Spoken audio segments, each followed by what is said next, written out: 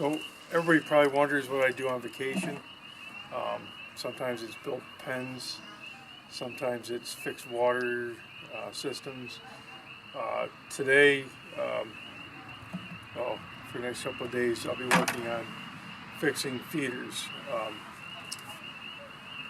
A few years back, we were using these are Pec-O-Matic feeders, and basically what happens is when the bird pecks these dishes, moves back and forth, and it shakes feed out from the top. You can see there's like a little half moon piece of metal up there. It moves back and forth, and the feed comes down and lands in this bowl.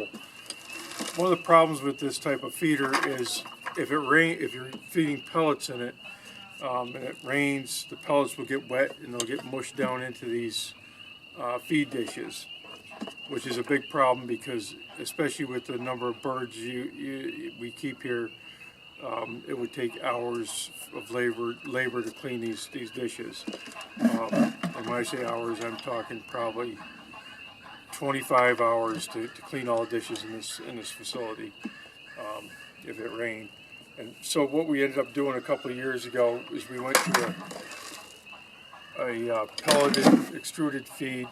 It's a floating waterfowl diet. It was made by Orangeburg Milling. If it gets wet, it stays, the feed doesn't break down like a pellet does. Unfortunately, a couple of weeks ago, Orangeburg Milling had a breakdown and they're no longer supplying us with the feed. So the problem is, with these feeders, again, if we start feeding pellets, our biggest problem right now is we can't just find an extruded feed that's similar to the feed we're feeding without a substantial increase of cost at probably like $5 a 40-pound bag.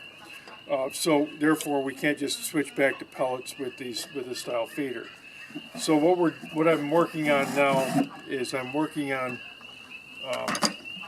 these buckets are all very old and they're brittle and everything. In fact, I could probably just break that bucket in half because it's been around so long.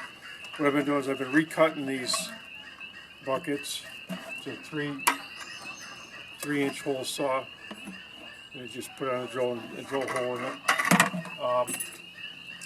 And then I've been taking these lids. I've been taking running a bead of caulk around here.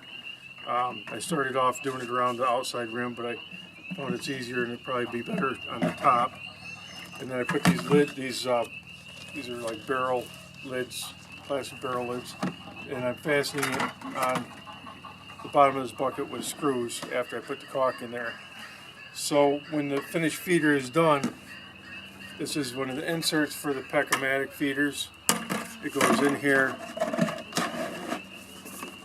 and it's going to be something like that, and then the red feed dish will hang from the bottom, and that'll protect the feed from getting wet. So hopefully this will save us, we'll be able to go back to pellets and save a few dollars, and we'll get away from that extruded feed. We also use a couple of different other style feeders. And I just made another feeder here.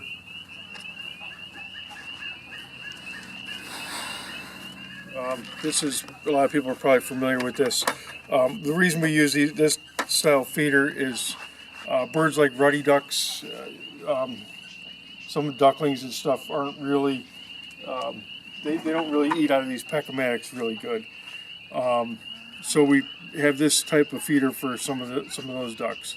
And it's essentially just a bucket with 2 elbows, kind of trimmed off the elbows at the bottom so the birds can just kind of stick their heads in here and eat the feed. It's like an automatic feeder. The feed will sit in here, and the birds just stick their head right in the hole here and eat the feed.